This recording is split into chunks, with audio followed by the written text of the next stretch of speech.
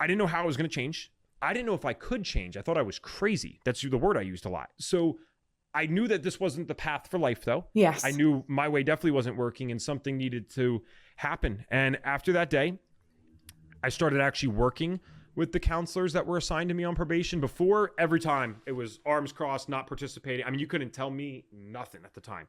And after that, I'm going in, bawling my eyes out. I mean, this guy must have thought this was like the craziest New Year's resolution or something. So I was thinking all this happening on January 1st is almost poetic, isn't it? Ironic. Yeah. Yeah. He must have thought it was some New Year's resolution or something, because I'm bawling my eyes out. I'm telling him all this stuff and sharing the truth. And you start to realize the older that you get, these adults in your life were never stupid. They knew that you had mental health issues. They knew something was wrong. They're waiting for you to have the conversation. Wow, that is so powerful, actually, isn't it? Yeah, well, because now that I'm older, right, I'm like, okay, I can see if I go to a school, I know exactly who the anxious kids are for the most part. I'm not saying you can't hide it to some degree, but like, they don't realize they're letting on as much as they're letting on, is what I'll say. So he already knew, man. It's like not a surprise to anyone else that I'm screwed up. And I shouldn't word it so bluntly, but like that's how it felt. Everyone else knew. I'm the one living in delusion, thinking that I'm hiding all this stuff. Everyone knew stuff is wrong, but you need a willing participant to go change that. And so I started working with him. That's my first step to anyone out there listening, by the way, or struggling with mental health. My first step always, I keep my steps simple because that's how they should be. Ask for help. I don't care if it's functional medicine, which I'm highly passionate about. I get that. I don't care if it's a doctor. I don't care if it's medication. And my functional medicine friends get all pissed at that. They're like, oh my gosh, you shouldn't say that. It's like, dude, I was on a trajectory that I am lucky to be alive. Yes. The amount of times I drove a vehicle not remembering how I got from point A to point B is shameful. It's one thing if I hurt myself. That's a tragedy. If I hurt someone else like that, in addition to myself, that's devastation. Yeah. You know, now you've affected someone else's life as well. So no, medication, if it helps get that person out of the frickin' river, it's the life jacket right now to keep them afloat. Good thing. Now, should we figure out why they deal with these things to begin with? 100% all for it. But we can't be extremists either way, where it's like, no, functional medicine has no validity. You know, yeah, it does. It worked for me. But at the same time, oh yeah, we can never put these kids on medications because they have terrible side effects. You know what else is a terrible side effect of mental health issues without medication? Suicides. Yeah. People not being here anymore. That's a pretty powerful side effect we don't talk about. We're not, I don't want to go on a soapbox with that. But the point is, we need both. Yes. We just need to use both appropriately. And so I started working with these counselors. I did try medication, like different SSRIs. They actually didn't work for me very well. I felt very weird on them. I mean, they didn't help my stuff. It felt numb. I was one of those people that felt numb off them. So I didn't do that as much. But one, asking for help, whatever that means for the person, that's the biggest thing. We can't solve a problem until we're willing to acknowledge it. Step two, though, and this is my favorite one to share with the kids, is keep trying different things no matter what. Because at this point, if we're talking, you know, I've already built some rapport with them. I've shared funnier stories for high school students, at least. And, you know, now they trust me. So I let them know that natural medicine actually was what helped me. But I don't know them. I don't have some crystal ball where I can see every reason that they have these issues and every solution that's going to work for them. Yeah. I do know that keep trying different things no matter what. The mindset there is that mental health is tough. And you're going to have days where you don't feel like being here if your mental health is bad enough. It's really crappy. But we need to somehow remember in the midst of that mess, if I haven't exhausted every option out there, if I could look at myself in the mirror and say, Evan, have you tried every little thing? In fact, do you even know every little thing that could be done for mental health? If I can't honestly say yes, which no one can. Yeah, I was thinking there's never going to be a yes to that question. Yeah. That's the point. Yeah. Then why on earth would I take my own life or say that I'm not worthy of being here anymore, or, you know, kill myself via drugs? Yeah. Right? Not like an instant suicide, but a slow suicide. Why would I do any of that stuff if I can look at myself in the mirror and say, no, you haven't tried everything yet?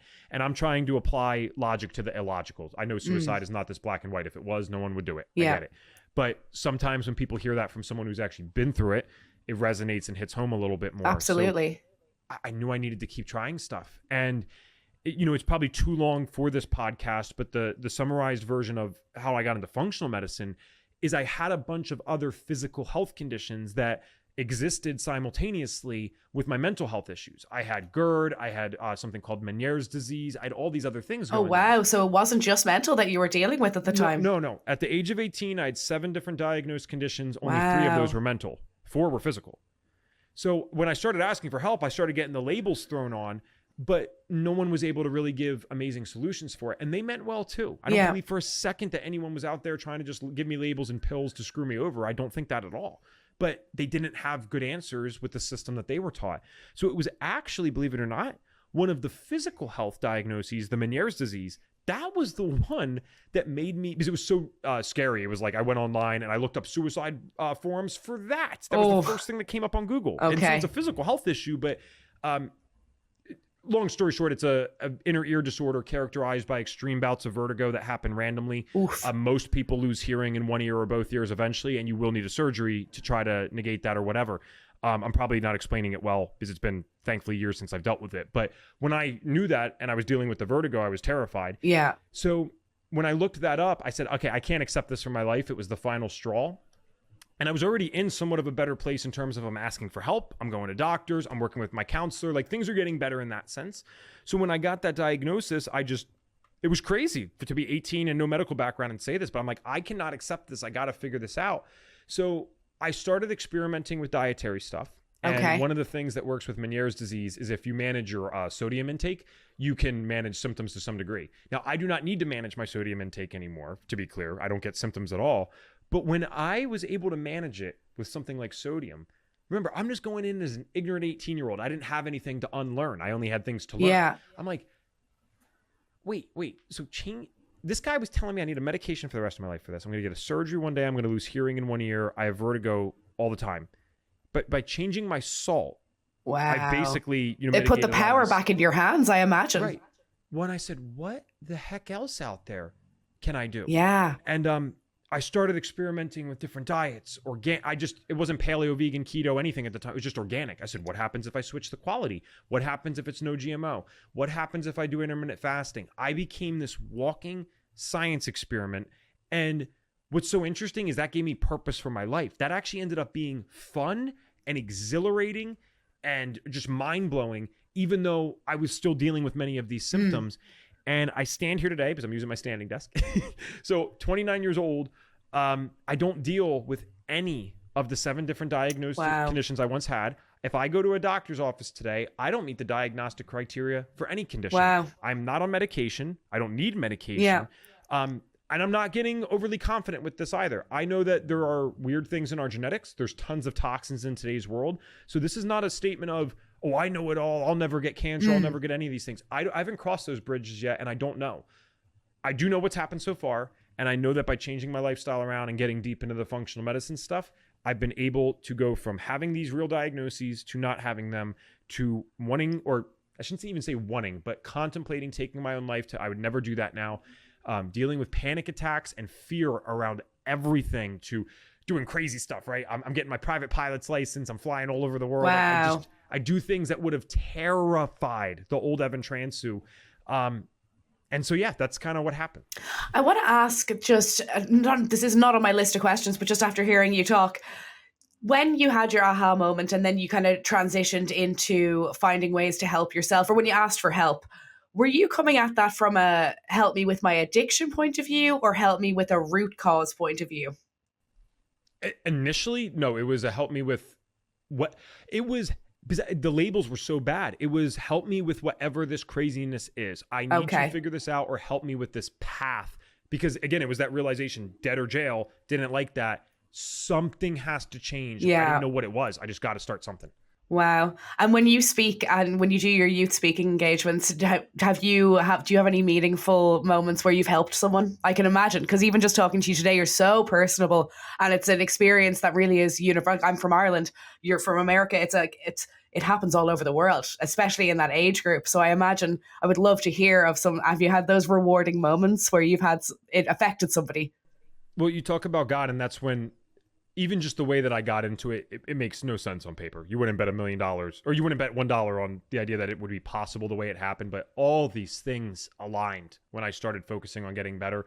And I've been lucky enough before the age of frickin' 30, I have actually given over 550, 600 professional presentations in schools around the United States. And my point is, yes, in those speeches, some it's claps, right? And it's just, hey, thank you for being here, and nothing happens. And then others, some of the most profound moments that come to mind, one of the best ones ever was I was in my hometown. And it took me like 8 years for them to let me back into that school system to speak. Wow. And I only got to speak because I spoke. These are the things I'm talking about. It just doesn't even make sense. It's a true story. So I was in a neighboring school district because I've asked my school district to speak a million times. They always say no. Not because they're being mean, but I did crazy stuff. Yeah, fair enough. I'm at a sister school district. One of the 8th graders there is a daughter of a counselor at my school district. Okay. She liked it so much. She didn't know me or that I was from the other school district. She liked it so much and thought it was so powerful for her fellow students. It's an 8th grader saying this, that she goes home to her mom, who is a counselor, and says, you need to bring in this guy to your school. That's a meant to be moment right there. They reach out to the organization that I was representing, and they said, yeah, that speaker was Evan Transue, just so you know. And I got into the school district because of that. Wow. And so I got into one of the middle schools. I didn't go to this middle school, but it was, all my friends did, or a lot of my friends did. Mm-hmm. And one of the kids came up afterwards, and this is a movie moment because he didn't say anything else. He came up, looked me in the eyes, and he shook my hand, and he said, I think you just saved my life. Thanks for coming in today. Wow. And he just walked away. Now, just so people know I'm responsible, if the teacher's listening, I did go up to a teacher afterwards and I said, hey, this was beautiful and all. I don't know who you keep an eye on him. Yeah, no, right. And go, well, and guess what? It's a really easy strategy for the teachers. I always tell them, because they're like, how do you handle stuff like that? I'm very, respectful in the moment to the kid, and I'm private to let them feel like it was a private conversation. And then what I do as I go up to the teacher, I say, hey, do you know his name? Do you know his name? And they'll know it. And I say, just go up later, because they don't know how to approach it sometimes. Yeah. They're not always trained in this stuff. So I say, you don't have to go up and say anything that I said, because now he's going to be on guard. It'll break the trust. Just go up, and you saw him walk up, right? Yeah. He knows that. Just say, hey, I saw you talking to the speaker earlier. Were you just saying thank you? That's just making smart. sure everything's good? Yeah. Right. And now there's no trust broken. Yeah. But we're having a productive conversation with someone. Again, that's a beautiful thing to say, but what that implies about what he was thinking prior to that day, scary. And then, another girl said something similar. I came into their school virtually during the pandemic, and then I came back in person, and like 90% of the kids were different, but I found out like 10% of the kids were the same ones that I spoke to virtually, and they just had an overlap in class. And so she came up and she's like, hey, just so you know, she's super sweet. I heard your presentation last year, and I'm thinking like, oh, okay, my God, this poor thing had to sit through this again. And then she said the same thing. She's like, I was thinking about suicide last year, and she's like, I didn't get to tell you this online because I didn't want to put it in the Zoom chat.